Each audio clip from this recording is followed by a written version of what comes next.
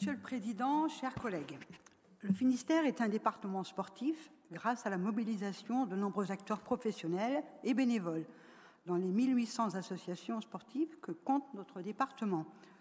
Le sport participe non seulement à une meilleure condition physique, au bien-être, mais est également un formidable levier de la cohésion sociale, de la solidarité, de l'apprentissage du vivre ensemble. Il y a quelques jours, l'équipe du collège Mandela de Plabennec en a fait la démonstration en remportant le championnat de France d'athlétisme UNSS en sport partagé.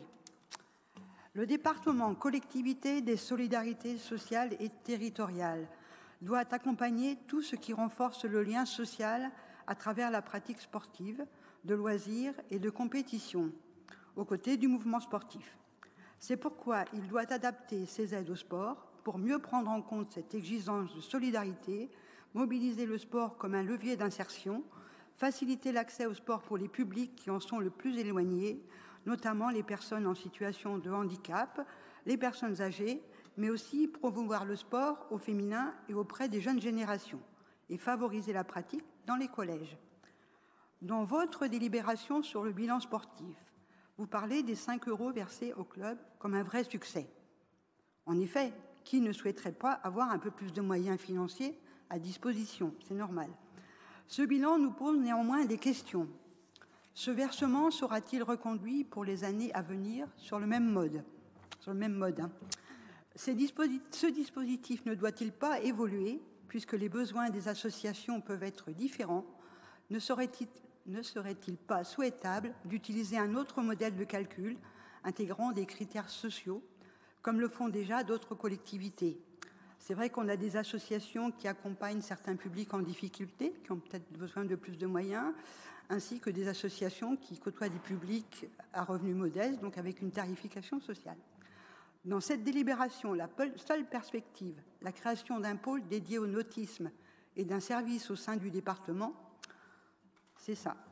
C'est la perspective. Certes, le Finistère, comme premier département nautique de France, vu sa proximité avec la mer, mérite une attention particulière. Le fait de regrouper l'ensemble des structures est-il souhaitable? Je ne sais pas. Nous n'en sommes pas convaincus.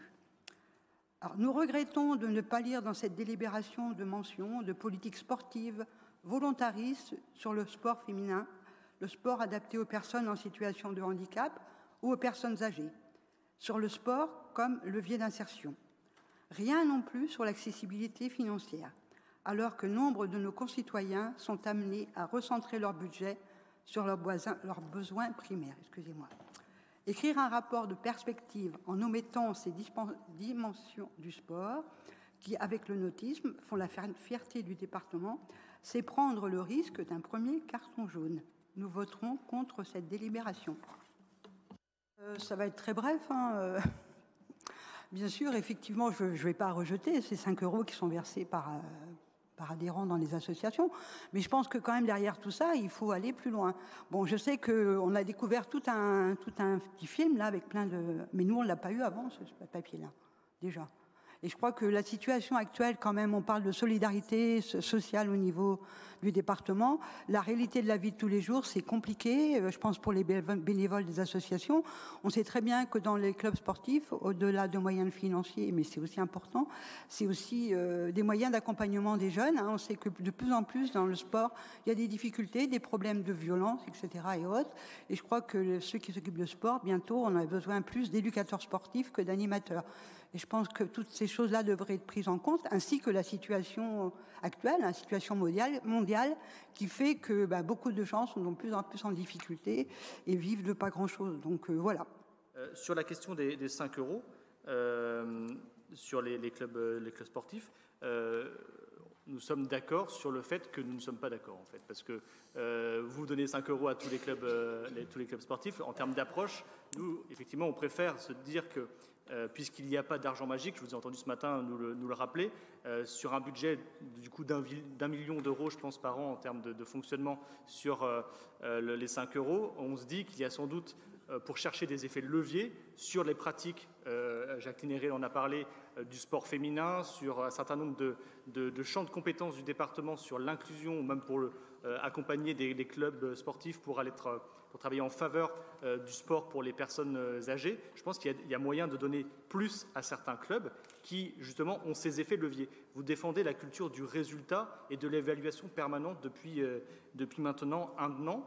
Moi, je m'interroge de savoir comment est-ce que vous allez, justement, mesurer les résultats, de savoir si est-ce que vos 5 € pour chaque licencié permettent à davantage de jeunes filles dans les collèges de faire de la pratique sportive ou non. Je pense qu'en donnant 5 € à tout le monde, comme je disais ce matin, il y a une question d'homogénéisation ou de standardisation de certaines politiques qui me semblent pas forcément opportunes, pour pouvoir avoir cette culture du résultat et donner des impulsions là où il y a besoin pour que le sport se démocratise là où il y en a le plus besoin. Je pense que c'est très important. Et enfin, je termine sur ce qui a été rappelé par Jacqueline Héré également, que dans le rapport sur bilan et perspectives, il y a tout de même dans les perspectives très peu d'éléments sur les autres pratiques sportives que le nautisme. Alors ce matin, vous nous donniez vous pondériez les priorités départementales au nombre de lignes dans les délibérations.